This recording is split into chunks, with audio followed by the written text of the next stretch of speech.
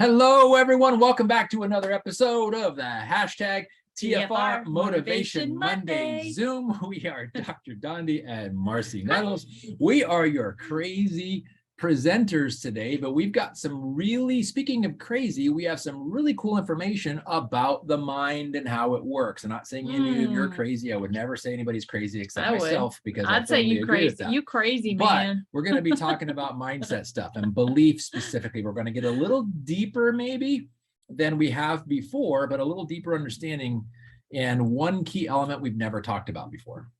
Ever. Hi, Mary Ellen. I see you on Facebook. Welcome, welcome. So glad you're here. But make sure, guys, that you put this time into your calendars each week. We're here for you. We want to make sure that we're helping you out as best that we possibly can. But we also know that Monday nights are super busy, right? And so make sure that you go, and everybody that you know knows about the YouTube channel so that you can get notifications when we upload this content, because we record it so that we can upload it so that you have resource or access to it constantly as a resource. Okay.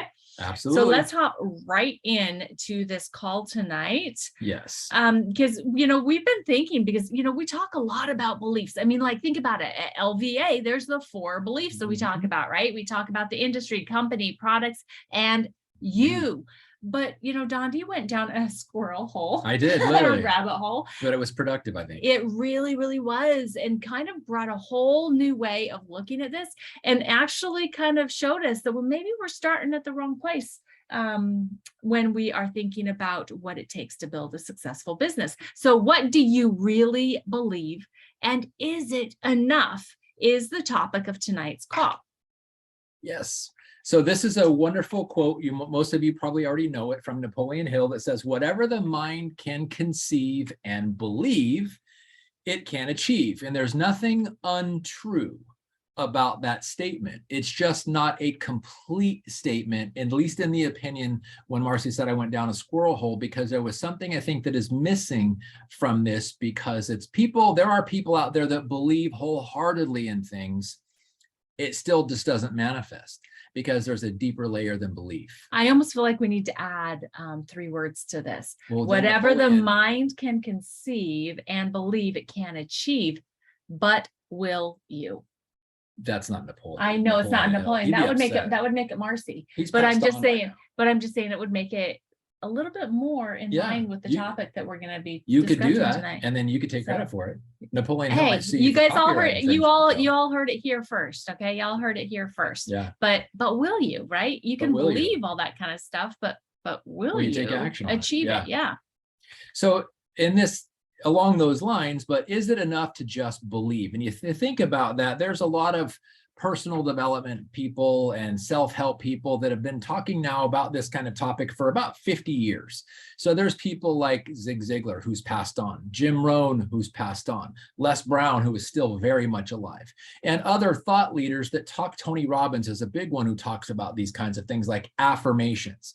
Like, if there's something negative in your life, that you just come from a positive perspective and think positively, speak positivity out there. Seth Sharpless is another researcher, but Dr. Shad Helmstetter, who wrote the book What to Say When You Talk to Yourself, is big on this. It's saying positive affirmations, or as Tony Robbins talks about, incantations, where you're saying something positive, like, I'm awesome, I'm a great business person, I enroll lots of distributors, I enroll lots of customers, I'm a very influential person, I can do hard things. And it's kind of along the lines of fake it till you make it, because you're having belief in your words, because there's life and death in the power of the tongue, and your words have value. Your words have power. You put them out there and they can go out and manifest what you don't yet believe, but you're proclaiming as true. There is some serious truth to that, and there is some serious scientific validation that backs that up, that you can say something over and over and over with full intention, and it can come to pass. It can become manifest. But other people do the exact same thing and it doesn't become manifest. What's the difference? That's the question I was asking when I came upon the final element here that I want to round this thing out with. That is why, because I look at things that I've been claiming for a long time, even have vision boards up for a long time, that haven't brought them into existence yet. And I'm like, what's wrong with me? Somebody's done this in less time. I may have even had a head start. Why hasn't it happened yet? And then this thing I found. So we're going to share it with you guys. So do you want to go to the next slide or can I? Sure. Awesome. So it really, a big part of it is right here with programming. This is right. This formula or this hierarchy, this schematic, if you will, is right out of Dr. Shad Helmstedter's book, What to Say When You Talk to Yourself. So the programming. First of all, have you guys read that book? Yeah, how many of you have read that book? It's a must read. Yeah. Absolute must read. If you want to be able to, one, understand the human subconscious, how it's programmed and how you can reprogram it if you don't like the results, but also how empowering it can be when you understand the topics of the book. And Dr. Shad Helmstetter, Helmstetter, the book is called What to Say When You Talk to Yourself. But in this book, he talks about where programming comes from, programming of our subconscious mind. And here's in the beginning part of the book, and it's if you are really looking to be transparent with yourself and grow, it can be a difficult book to read. Not because it's written in an advanced language or it has big words. It's because it's hard to read about something that you own. Yeah. In other words, when you find out that's the reason why you're affected a certain way or what happened to you, it's a little difficult to come to grips with. This is a book that gets inside of you. It does. But the programming is, what is your subconscious mind programming? In other words, what is the autopilot? That leads to your beliefs. So your programming is where your beliefs come from. And your beliefs generate your attitudes on how you feel about certain things. And from the attitudes, obviously, the feelings. So how you feel about a certain thing based on your state of mind when you think about that thing, which how you feel dictates your actions or lack of actions, and your actions ultimately give you your results. So your results, ultimately, if you reverse engineer it, are directly attributed to your programming. And I'm going to share something with you, give you a visual of this. If you can consider a table that has 4 legs on it, the 4 legs that are holding up the table, and on top of, call this your belief table. On top of this table are displayed the things that you believe in, that are creating your attitudes and your feelings and your actions and your results. So consider on this table the trophies that you have earned based on the lifestyle that you are currently living and the life you are currently living based on your beliefs, which come from your programming. Well, think about this, and I'm going to share with you a very difficult example, but a very true example of something that happened to me when I was a junior in high school. So we are all taught from our parents to, one, respect our parents because they are an authority figure. We should respect them. First belief. Second belief. Parents tell us, pay attention to your teachers because your teachers are authority figures. Respect and honor your teachers. That's the second belief. Call it the leg of your chair or of your table, rather. And then your teachers come from a place of authority. You should listen to people in authority. Again, coming down from our parents, we should listen and respect our parents. They tell us we should listen and to respect our teachers. Our teachers tell us what to do, and therefore we take them. So those 3 things, call those the 3 legs of your chair. Here's something about human interactions.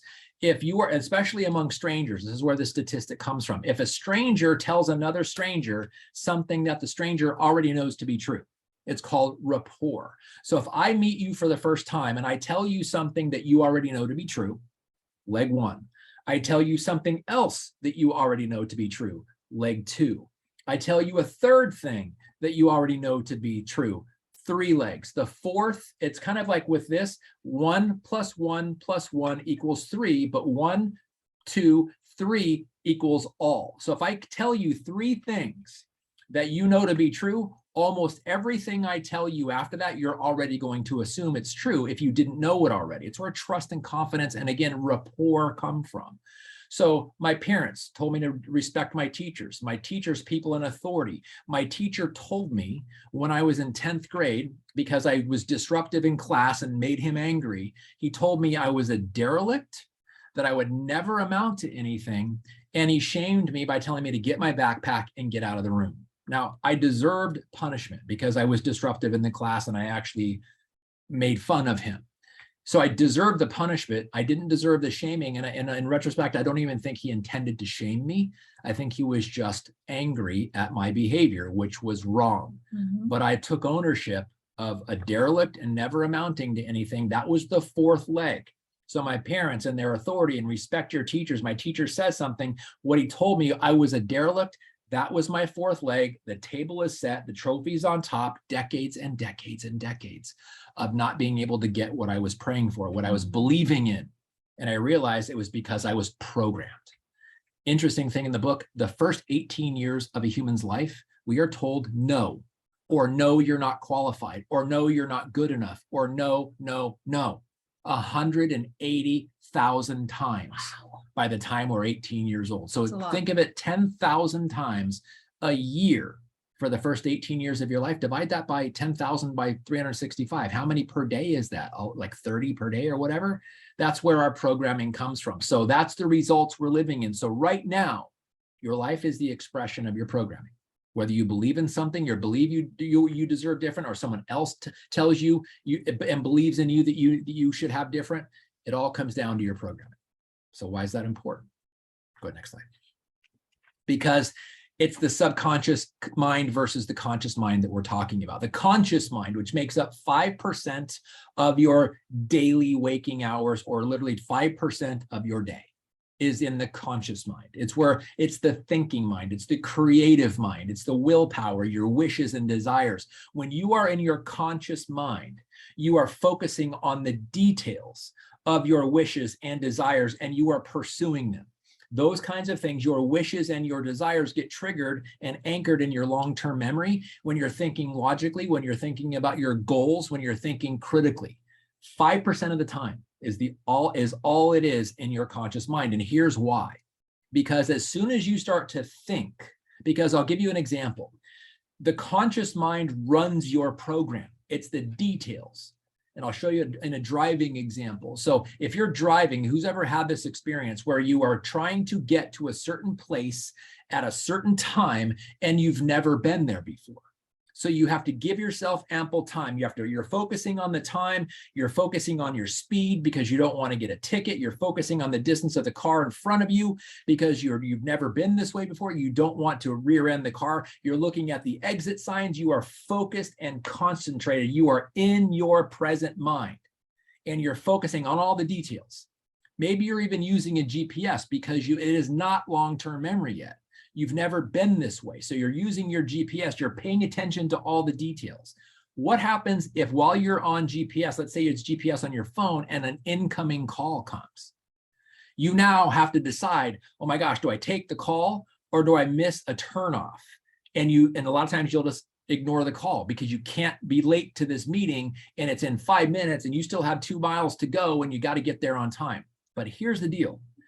If you have a thought while under these circumstances, as soon as you have a thought, you go into your subconscious brain, your subconscious mind takes the wheel and your conscious mind is no longer driving.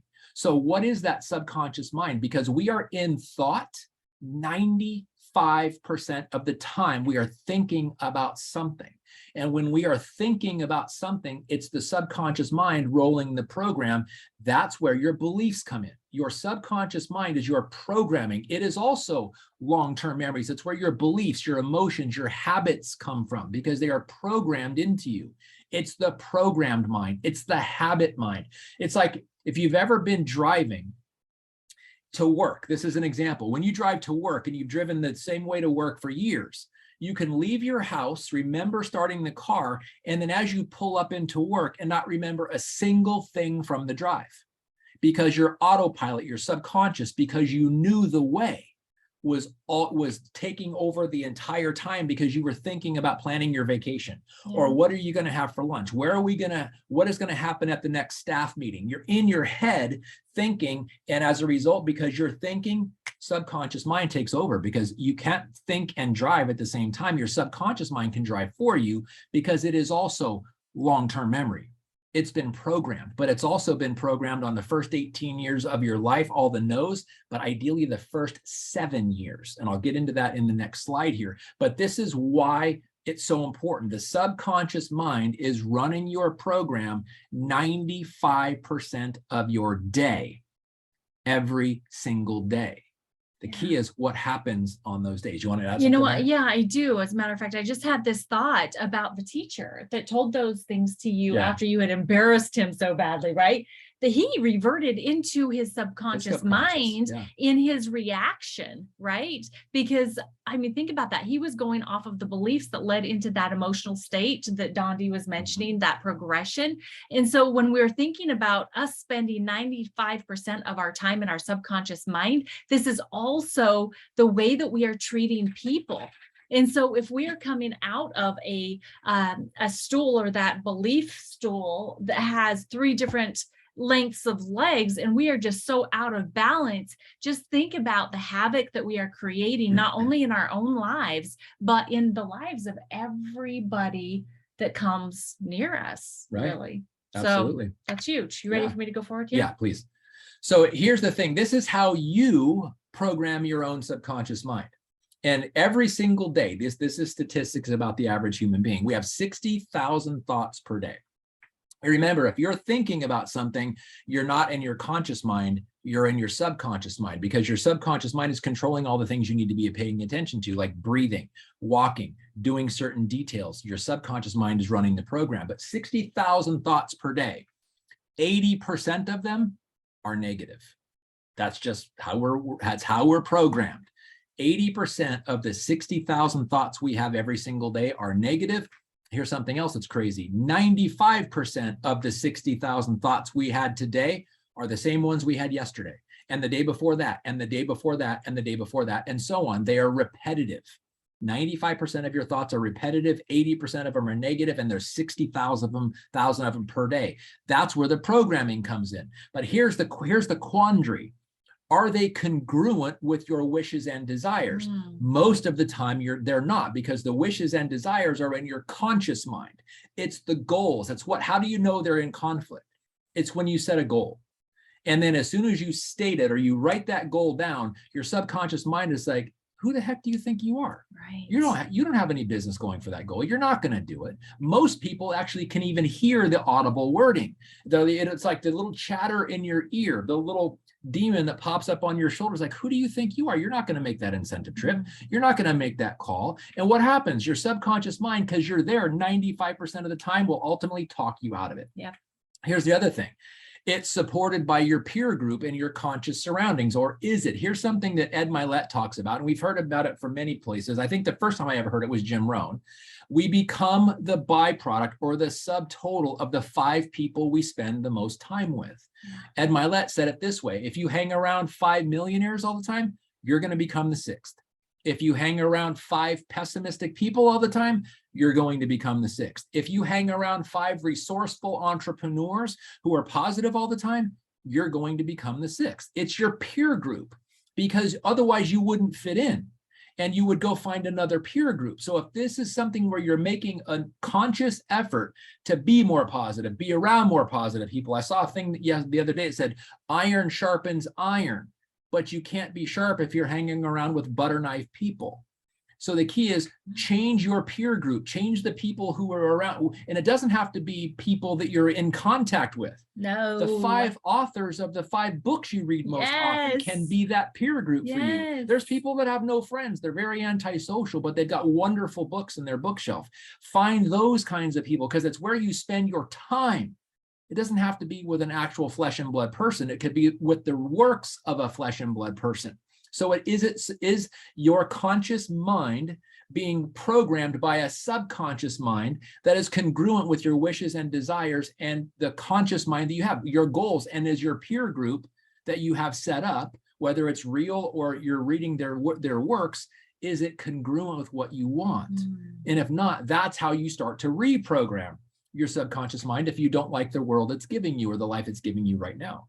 So some of you might be thinking, but we've been told, if we think positively and if we just change our beliefs into thinking that we can absolutely do whatever we want to do, right? That's enough. And now here we are telling you, it's like, is that really enough? Well, I got to tell you, it's enough for 5% of your day. Right. When you're actually living in your consciousness. But in your subconscious, the other 95%, just believing is not enough, because it's going back to those original thought processes that our beliefs were built on. And we're not always cognizant of that. Right. So this is just like mind blowing to me every single time I hear it, every time I see it.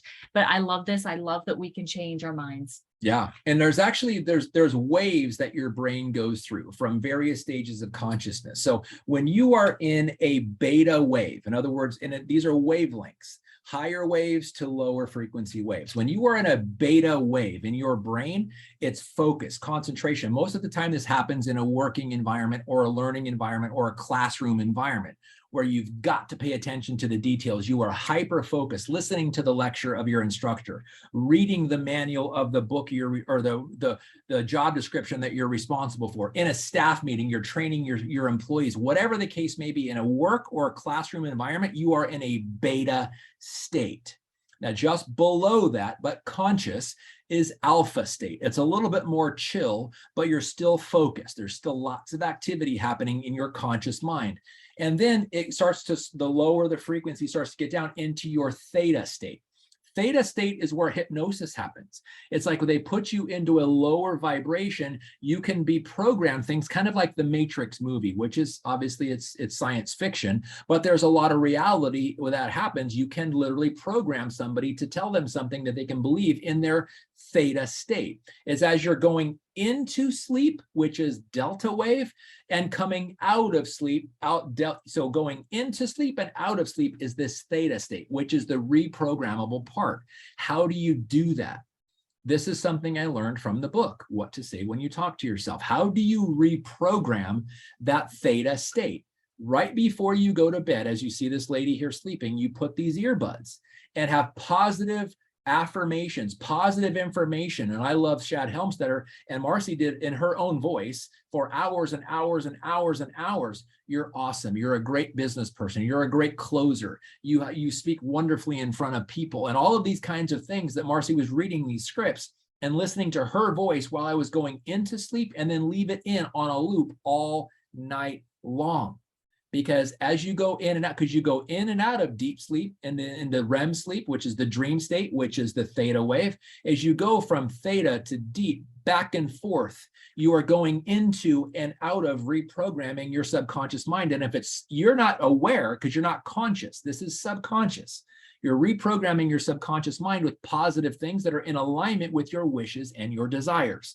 That is up to you to grab that content or create that content like Marcy did. But that's how you do it. Now, it's not just there, because what about when you are conscious? There's things called practice. It's how every person who becomes a professional in any sport, it's called muscle memory. It's called neuroplasticity. Like if somebody's talking and they're a baseball player and you throw a baseball at them, they don't have to be watching it come. Out of instinctually, they'll reach out and they'll grab it. It's muscle memory because they practiced it thousands and thousands and thousands of times. It doesn't have to be with sport. Sport is an example. It could be with your daily habits. When you wake up, what's the first thing that happens before your feet hit the floor? Today's going to be an awesome day. I'm going to conquer all my obstacles today. Take a few deep breaths, breathe, drink some water, get out of bed and rock your day. So that's how it starts. Practice in your conscious mind and reprogram in a theta state your subconscious mind. That's how you go about reprogramming if you're not experiencing the life that you want. But again, this is just another element. We haven't even gotten to the big part yet, the indicator or the key thing here. So just really quick here, Lynn Scott had a question. Is knowing better than believing? I've been training myself around that concept where believing isn't quite enough for others, but knowing is. What do you think? You know, for me, not being a doctor, just being a common person and looking at this, I think it comes down to awareness. I think that when we're thinking about what we believe, we're relying on all of those things, those programs that started from the time we were a small child, you know, all those no's that we got in our first 18 years and all that kind of stuff. But when you're talking about knowing, it's a different kind of awareness. I think that you're in a different thought process than just believing, because I think, again, beliefs and believing, it goes into our autopilot. Yeah. And knowing is a conscious state. Yeah. I think. Great question. And I'll give you an example. So a Hollywood horror slasher movie, you are watching it and you're believing it's real. But if after watching, or if before watching the movie, You were walked through the Hollywood stage set and shown that it's a rubber knife. It's fake blood. It's not even a real corpse. It's actually a piece of rubber. And then you saw all of that knowing it's fake, and then you watched the movie, you have a lot less likelihood of believing it. You probably laugh at the murder scenes versus having nightmares for weeks, because even though it's not real, you believe it is, and you take that belief and you turn it into what you think you know, but it's not real, but it is awareness. So if you had awareness of the truth, regardless of what you believe, because there are such things as false beliefs. Yes. Even though you take them as complete ownership, they're false. That's the difference between knowing. So knowing is a higher level, but if you knew before that it's possible, you're more likely to believe it is. And you're also more likely to get into the part we haven't talked about yet, which is the most important variable here. Well, let's go there. Yes. So think about, again, back to that, you're behind the wheel. You're not just behind the wheel of your life. You're behind the wheel of your dreams, your wishes, your desires. You are literally behind the wheel of your potential legacy that you're going to leave for your family. There's people that I know that I've met that are the first person to go to college in their entire family. They're the first person to own their own business in their entire family. You literally you can pick out the car, you can pick out the life, you can pick out the direction, you can pick out everything because you are behind the wheel. But there's one thing that is going to determine whether or not you get in that car, shut the door, make it your own, strap in, grab the wheel, start the car, and actually drive. Because you can get in, just like when you go test drive a car, it's not yours. You're behind the wheel, but you haven't taken ownership of it. What is the difference? Because there is something they'd recommend. People go sit behind the wheel and test drive the car of your dreams. It's the car of your dreams. It hasn't become manifest. And there's a lot more people that have done that and never ended up with the car than who have done it and parked it in their own garage with their ownership name on the title. That's the difference. And what's the key ingredient? What's the missing link? Comes down to this. It all comes down to this. Asking yourself this question: do I truly believe that I deserve a better, more prosperous life? It all comes down to deserving, whether or not you believe that you deserve it, because you can believe it's possible, but you can watch other people do it. And in the back of your mind, it's possible for them, but it's not possible for me because you don't know, because this is the private part in your subconscious. You don't know what happened to me. Because this happened to me, I don't deserve it. And you talk yourself out of it because you don't deserve it. Here's the thing: undeserving beliefs are learned by observation. It's the first 7 years of your life. You are observing. You're in this reality versus imagination duality. So you're having imagination. Kids have wonderful imaginations, and they cross-pollinate their imagination with reality in the first 7 years of your life. You hear commonplace, a 4-year-old, 5-year-old, 6-year-old, 7-year-old. I want to be a ballerina. I want to be an astronaut. I want to be the president. I want to win the World Series. I want to win the Super Bowl, whatever. They idolize these people. And during the first 7 years of life, they have a lot of support. In fact, parents brag, oh, my little Johnny, to say he wanted to be a firefighter. And my little Tanya, she wants to be a ballerina. And parents compare notes that way. But an 8-year-old, 9-year-old, 10-year-old parent or kid who says, I want to be a professional ballerina, the parents start saying, well, you don't really even know ballet. You're kind of clumsy. You're awkward. You don't even, and they start now talking you out of it. For the first 7 years, when the child was in the imaginary and reality duality space, at age 8 and beyond, it's not cute anymore. Now you got to focus on academics. Now you got to focus on the rules and the norms and just get in line, become a cookie cutter like everyone else. And we do not really back up people's dreams. We start to poo-poo them. That's where the disbelief comes from. That's where the non-deserving or undeserving bad programming in the subconscious mind comes from. But we can say, you know what? I want to go back to the dreams I had when I was 6. I want to be a ballerina. Go for it. Tell yourself you can do it. Start taking ballet and start the way you should do it. But the first is, do you deserve it? Once you say, yes, I deserve it, I believe I can do it, then the actions are much more likely to come on your half. But it's the deserving part of it, because it's the observation and programming. You watch other people do it. Children are wonderful mimickers, but not 8-year-olds. They actually see what they don't like, and they start making. I remember when I was about 8, I would tell myself, I will never, ever, ever, ever yell at my wife the way I'm watching my father yell at my wife, or my mom yell at my dad, because I didn't like it. In the first 7 years, I really didn't know what was happening. I didn't know where I fit. Then you start having some identity, and then you don't want it anymore. But it's all learned. So and it happens in your work, your relationships, the family, friends, marriages, finances, health, overall attitude. Your entire outlook on life comes down to whether you have a deserving or undeserving belief about yourself, regardless of how many incantations and positive affirmations and books you read. If you're realizing you're doing those things, you're not getting it, ask yourself that question. Do I truly believe I deserve a better, more prosperous life? And if you don't, start there. Yeah, and that's where you really need to dive into that reprogramming. Do what Don D mentioned. I mean, we'll share your example quick before we close up here. Your example of what happened after you had listened to Shad's or my voice and Shad Helmsted's literally, voice. Marcy and I were married. So when we got married, I was in the late 40s. So for almost 5 decades of my life, I had dreams, repetitive dreams my entire life, that if I was getting chased by something or I was in a fight with something, I always got caught and I always lost every single time for decades. And it doesn't matter whether it was an alien or a bear or whatever. If I was in a fight, I'm losing. And if something's chasing me, I'm getting caught. And then I would usually wake up when I got caught, or I wake up when I got beat up or whatever. I started listening to these positive affirmations, and I didn't recognize it until the 3rd dream, where I was actually victorious. Or if I would initially run and then stop and turn around and fight whoever was attacking me or whatever, and I would win 3 straight times in a row. And on the 3rd one, I had this epiphany, and I actually told Marcy about it. It's like, you would not, I'd never told her about my dreams. It's not something you normally tell somebody, but I was like, you will not believe what happened. This is the 3rd time I'm actually and I haven't had a dream since that I've lost or been caught. I'm always the victor in my dreams. And the only thing that changed, I reprogrammed my theta state. Now my confidence is so much different, because through adversity or something, I would look at it and go, well, I don't even try, because there's no way I'm going to win. I'm a lot more adventurous now, because it's like, I might get beat up or I might get some scratches, but I'm still going to do it because I'm not going to die.